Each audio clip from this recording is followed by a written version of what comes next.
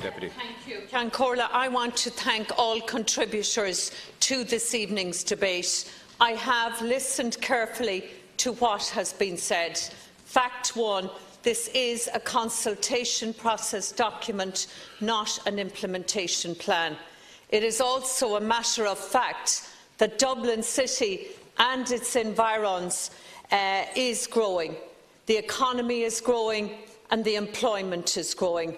And we need to plan the bus network to cater for the growth and indeed for all existing and prospective passengers.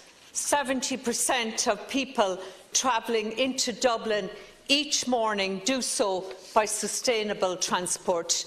57% of all public transport trips, or 136 million passenger journeys annually, use the bus for this journey.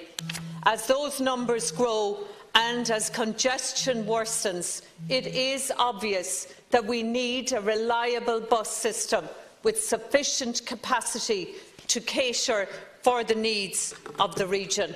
The current bus network is complex, which makes it hard to use easily.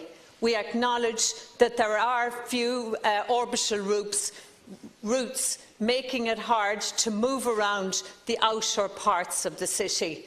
There are also many overlapping routes. There is a need to better integrate our networks of bus, trams and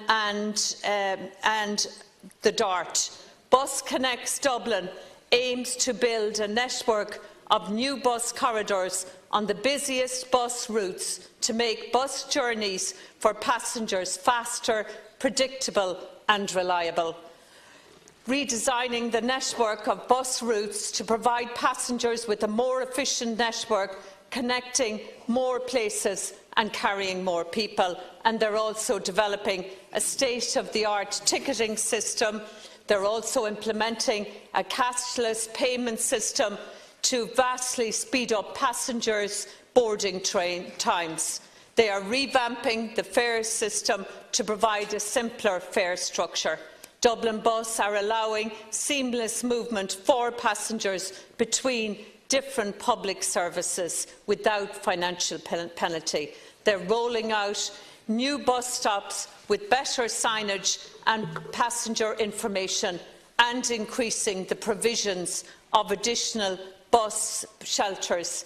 And they're also transitioning, starting now, to a new bus fleet using low-emission vehicle technologies. There's many benefits. The revised bus network will see overall levels increase by over a quarter, and that's 20% increase, up to 200 million customers. This includes services on 11 new orbital routes that will operate on a 15-minute frequency, which will be better in the north, south and west of the network area. The number of people living within 400 metres of a bus service that operates every 10 minutes or better will increase by 35%, from 480,000 passengers to 650,000 passengers. There's an increase of 10% in the fleet serving Greater Dublin area. Significant increases in weekend and post-peak frequencies will also be evident, and then there is also over 200 kilometres of cycle track lanes, and they'll be either built or current lanes improved upon. This will allow the bus commuting to become a viable and an attractive choice, with frequent services and to service areas and to give better access. Of course, importantly, I want to acknowledge that, as with any proposed change to public services, the necessary consultation on these proposals has caused anxiety and worry to some members of the public. I'm very aware of the anxiety in my own Dún Laoghaire constituency, and I just want to mention two specific examples which I know have raised as part of the consultation process in my own constituency. The first is the proposed removal of the 84A bus route, which services the Lewis stations at Cherrywood and Bridesglen. It will mean that older and mobility-impaired people will have no direct access, actually, to the Lewis. That is because of the grade difference between the N11 and the Wyattville Link Road. One solution has been put forward, but the BusConnects welcomes other proposals from residents. The second issue in my own constituency with BusConnects is the proposal to discontinue the number 4 bus service, which will greatly inconvenience residents in parts of Blackrock, Monkstown and Sallynoggin.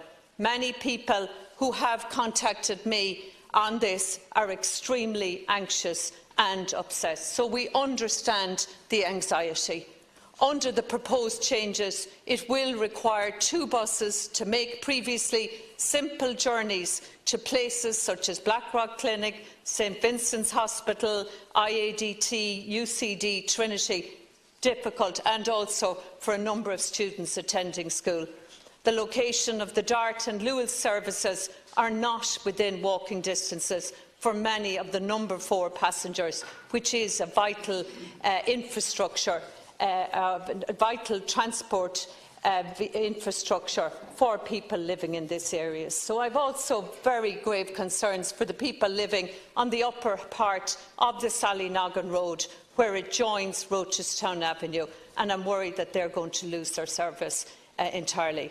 But as an elected representative for Dunleary, I really want to ensure that people that have concerns, including my own constituents and your constituents, to make sure that they make proposals. And I urge them to take part in the public consultation process and to engage with the NTA and Dublin Bus. These submissions will be examined carefully. So, in conclusion, let me state categorically that the current proposal be reviewed in the context of all submissions received during the consultation process. Further consultation, including with Oireachtas committees, will be undertaken, if required, on the reconfigured plan. And just as I started, I want to hammer home, this is a consultation process. It is not an implementation plan. Thank you very much, Minister. Now